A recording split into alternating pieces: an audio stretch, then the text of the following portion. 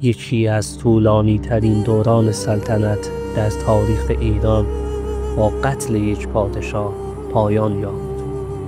قتل ناصرالدین شاه قاجار، معروف به شاه شهید، شاهی که بیش از 48 سال بر ایران حکومت کرد اما در نهایت با دسیسه‌ای شگفت‌انگیز جان خود را از دست داد.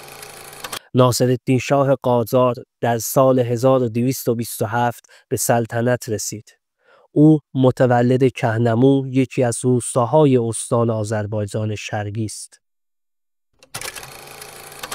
ناصرالدین شاه شاید به عنوان یک پادشاه اصلاح طلب در تاریخ ایران شناخته شود، اما در عین حال سیاست‌های او باعث نارضایتی‌های فراوانی میان مردم و نخبگان کشور بود. او در تلاش برای مدرن سازی ایران سفرهای زیادی به اروپا انجام داد و بسیاری از نوآوری‌های غربی را وارد کشور کرد. اما این همه ماجرا نبود. در حالی که ایران در حال تغییر بود، مشکلات اساسی مانند فساد، فقر گسترده و سیاست‌های استبدادی مردم را به شدت آزرده خاطر کرده بود. اما چه شد که ناصرالدین شاه قاجار، پادشاهی که مدتها در قدرت بود، در نهایت به چنین سرنوشتی دچار شد؟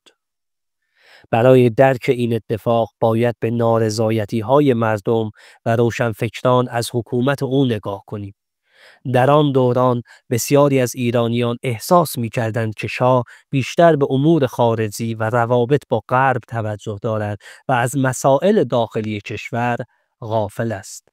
فساد در دستگاه حکومتی روز به روز بیشتر میشد و مردم با مشکلات فراوانی روبرو بودند. در این میان یکی از مهمترین شخصیت‌ها در این داستان میرزا رضای کرمانی است. او فردی بود که به شدت مخالف حکومت ناصرالدین شاه بود و از کسانی بود که به شدت از فساد و ظلم دربار شاه ناراضی بود. میرزا رضا کرمانی به عنوان یک شخصیت انقلابی نقشه قتل شاه را در ذهن خود پروراند و در نهایت موفق شد در یک روز عادی در حرم حضرت عبدالعظیم شاه را به گلوله ببندد.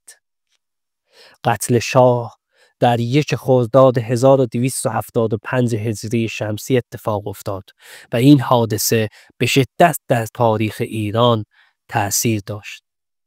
در ایران برخی مردم این قتل را به عنوان یک پیروزی برای ملت و پایان حکومت استبدادی دیدند، در حالی که دیگران آن را یک فاجعه بزرگ تلقی کردند. قتل ناصرالدین شاه قاجار همچنین به تغییرات بزرگی در سیاست داخلی و خارجی ایران منجر شد. پس از مرگ او، مظفرالدین شاه قاجار به سلطنت رسید و برخی از اصلاحات اجتماعی و سیاسی آغاز شد. این حادثه به نوعی سرآغازگر تحولات جدید در ایران و پس از آن جنبش‌های اجتماعی و سیاسی چون نهضت مشروطه بود. حالا که نگاهی به دلایل و پیامدهای قتل ناصرالدین شاه قاجار انداختیم، بیایید بگوییم که این حادثه نقطه عطفی در تاریخ ایران بود. ناصرالدین شاه قاجار با وجود تلاش‌هایش برای مدرن سازی کشور نتوانست نارضایتی‌های گسترده مردم را مدیریت کند و در نهایت قتل او نشان داد که وقتی مردم احساس کنند که تغییرات واقعی در حال رخ دادن نیست، حتی قتل یک پادشاه میتواند به عنوان یک راه حل برای رسیدن به آزادی و عدالت تلقی شوند.